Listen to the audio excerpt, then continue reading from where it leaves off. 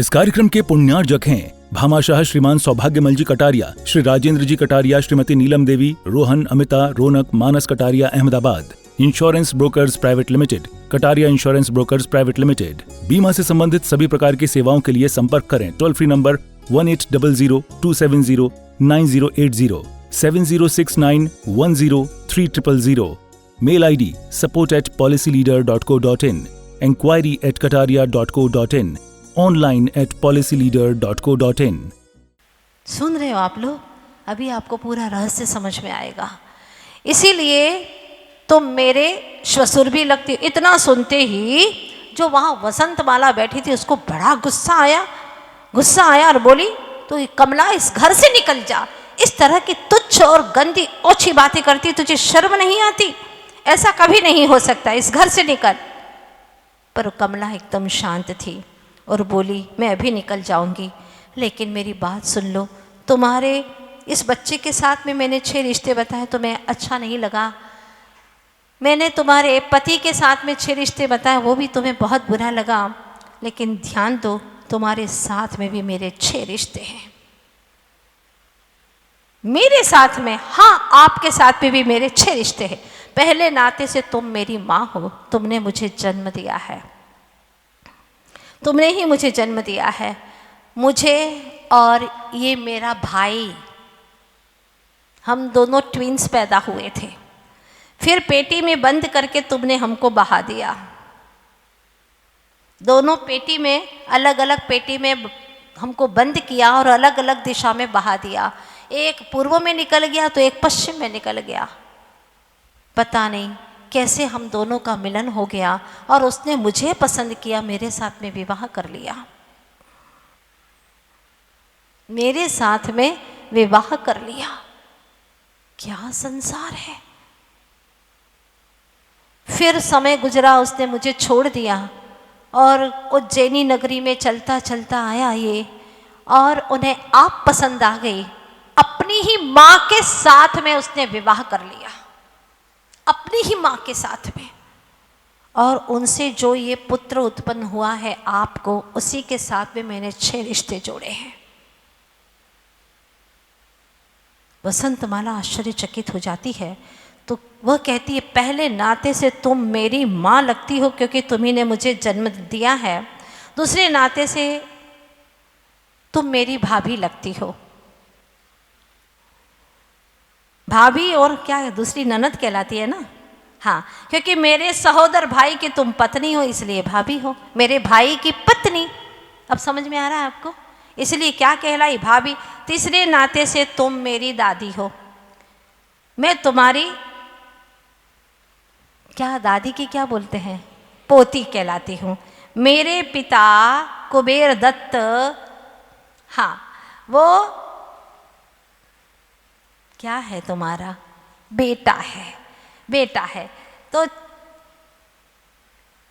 इस तरह से क्या कहलाए ये?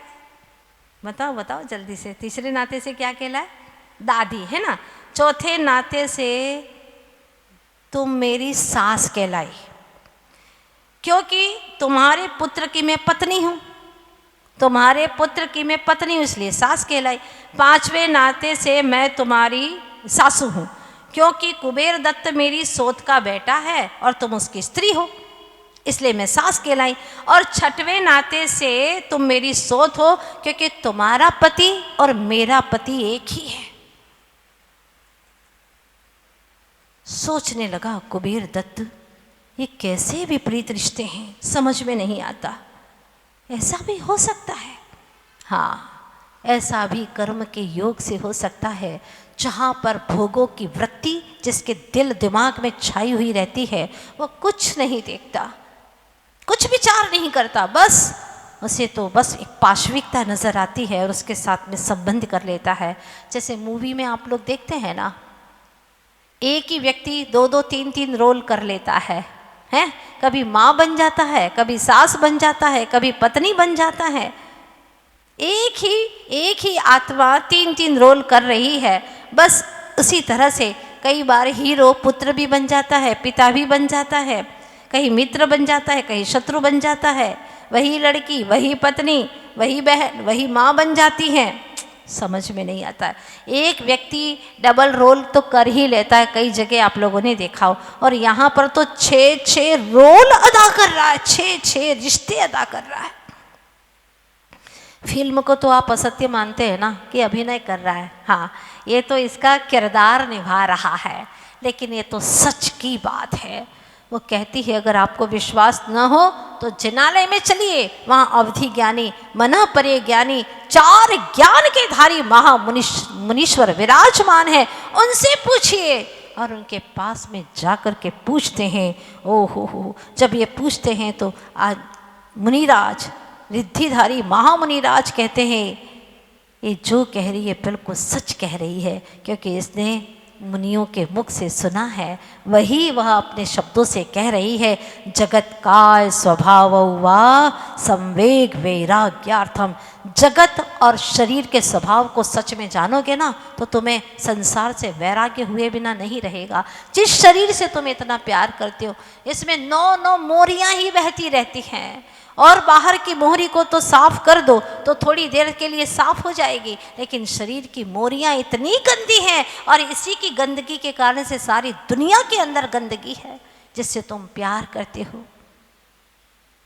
कवियों ने कल्पना की है, ऐसा रेखांकन किया है, आदमी का जिस्म क्या है जिस पे शैदा है जहाँ, एक मिट्टी की इमारत एक मिट्टी का मकान, गारा इसमें खून है और ईंट इसमें हड्डियाँ, चंद सांसों पर खड़ा है यह ख्याली नूरोशा, जो न होती इसके ऊपर शाम की चादर मड़ी, तो फिर उसको काग कुत्ते नोचते हर हर घड़ी, नोचते हर हर घड़ी। सोचो अगर ये चमड़ी की परत न लगी होती तो क्या होता, काग कुत्ते उसको नोच खाते। इस चमड़ी का इतना प्यार, इतनी मोहब्बत उससे कि तूने अपने आप को जाना नहीं, लुटाता रहा, अपने अनंत गुणों के खजाना को लुटाता रहा। आचार्य भक्त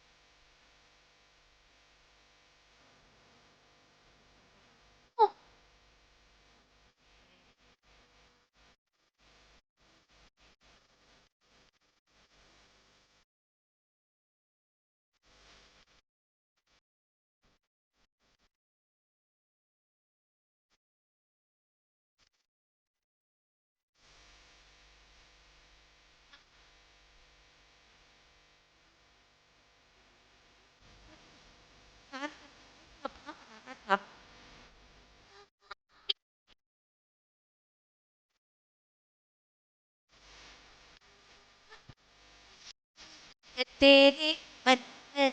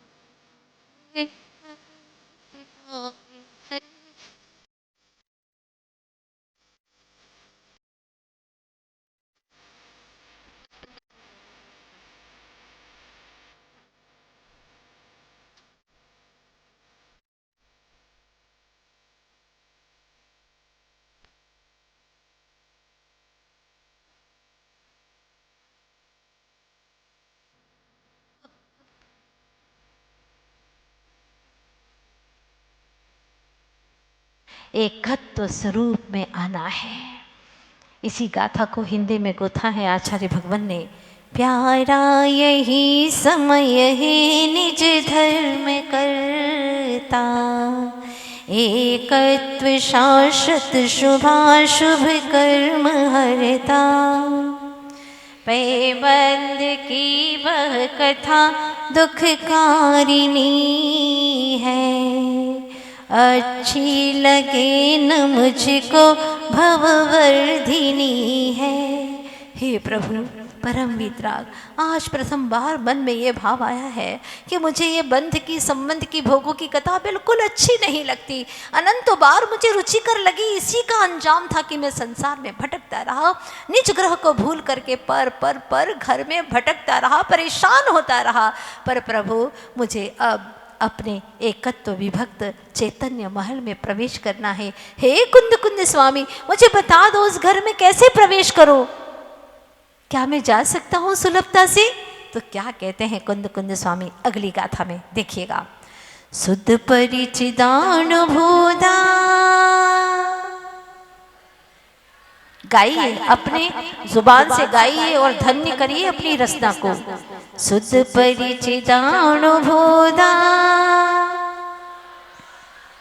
इतना ही पढ़िए, जितना पढ़ा रहे उतना पढ़िए। शुद्ध परिचिदानुभूता, सब सविकाम भोग बंध कहा,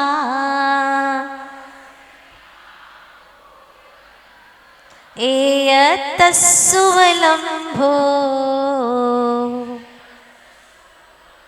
नवऋण सुलहो विहतस्स।